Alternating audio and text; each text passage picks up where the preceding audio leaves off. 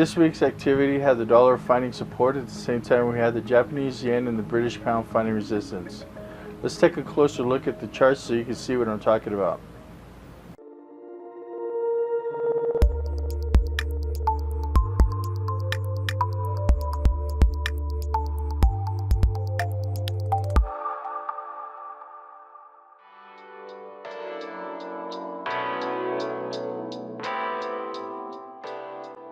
Hello again, everyone. It's Andy here with Garcia Research. We're here looking at the currency markets and specifically looking at the major currency pairs that we trade against the dollar. You can see across the top of my charts, you have the dollar starting with the top left. Basically, you have the dollar, the Swiss franc, the Canadian dollar, and then the Japanese yen across the top of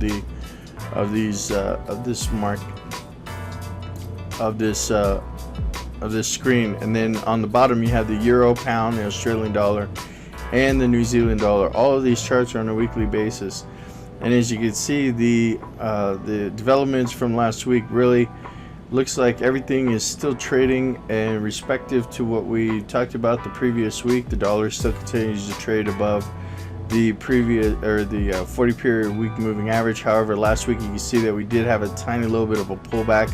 Same thing with the euro, pulling back a little bit here, and then the pound dollar actually gaining a little strength here, but pulling up into a key level of resistance. This week actually ran into the 40 period moving average. You can see also that the Japanese yen up here ran into some resistance right about 114 and a half, I think 114 and a half, and then it actually started to pull back. Now we're trading around 111.80. Canadian dollar continues to try to push above the 40 period moving average.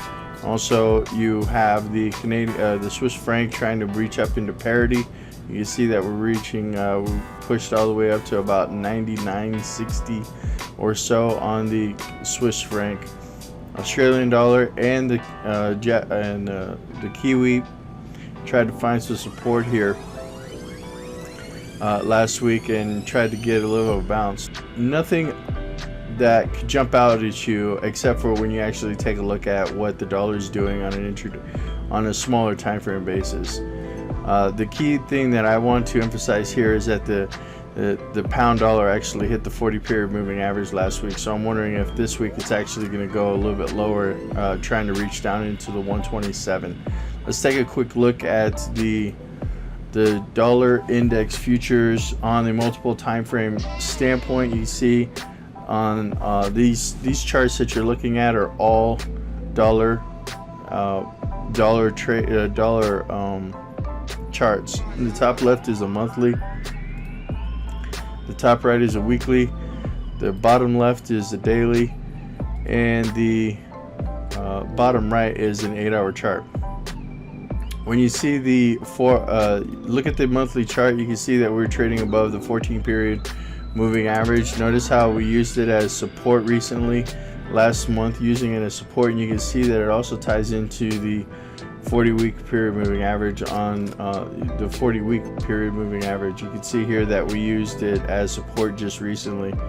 One of the things that I'm actually paying attention to is that if you look at the high going back to the beginning of 2017 and then connecting down to the low of February of 2018 and then you actually measure with your Fibonacci's, you can see here that we're trading right around the 50% retracement level of that move. So we are correcting the down move, but we're running into key level of resistance. This is pretty important, considering that at the moment we're actually trying to establish an up trading channel here on the daily chart. You can see that we used the 200 period moving average as support recently. That was the same time that we hit the 40 period moving average on the weekly chart.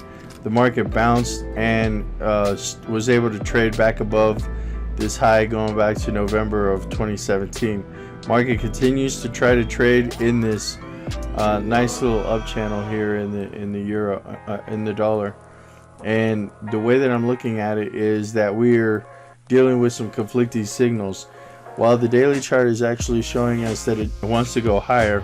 The higher time frames are showing us that there's a key level that we're actually bumping our heads against. So the 50% retracement level on the monthly and the weekly chart is constraining price action right now. You can see here, this is the monthly chart, and it's the same. I'm just basically redoing the tool that I did on the weekly chart.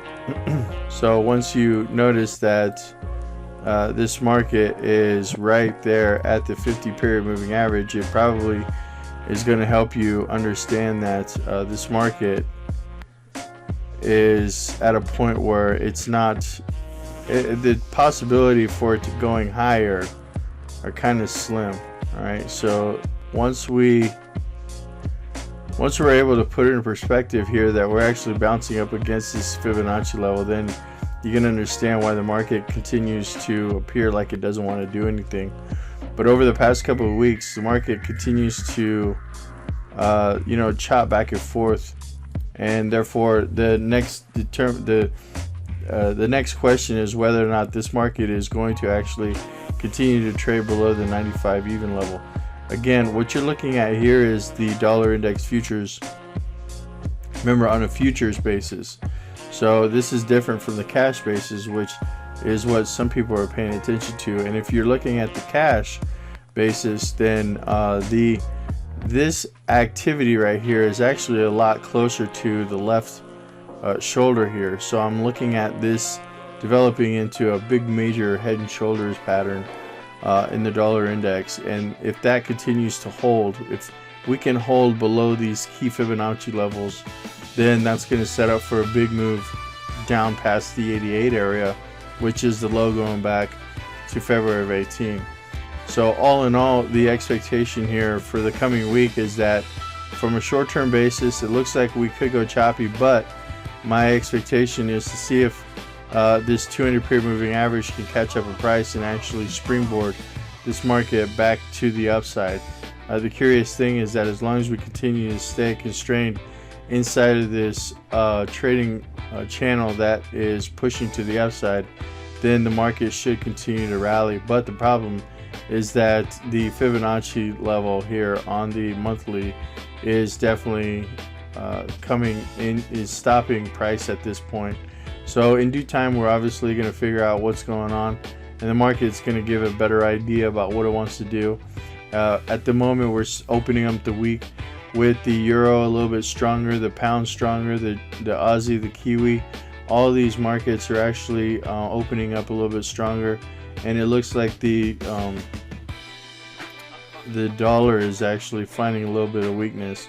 One of the things that I should probably take a look at here, show you real quick, is that this bounce off of, this is the 8-hour chart, but this bounce off of the trend channel, okay, we have retraced it last week, and here you can see that we traded right around the in this situation it looks like the 50% retracement level, whereas the cash basis actually looks like it traded right around the 61.8% retracement level.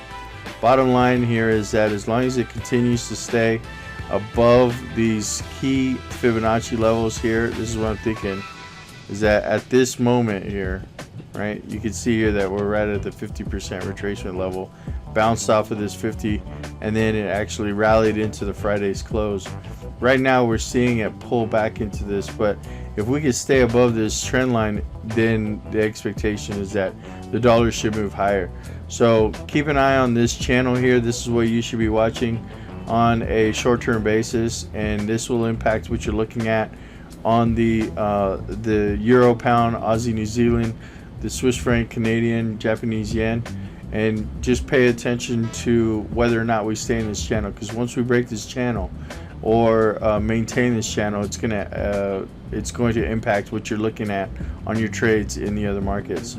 That's all I have for the review this week. If you enjoyed the video, hit the like button. While you're at it, hit the subscribe button, and don't forget to hit the alarm button to make sure that you get updated whenever I put out new content. Once again, this is Andy Garcia with Garcia Research signing off. We'll see you at the next update.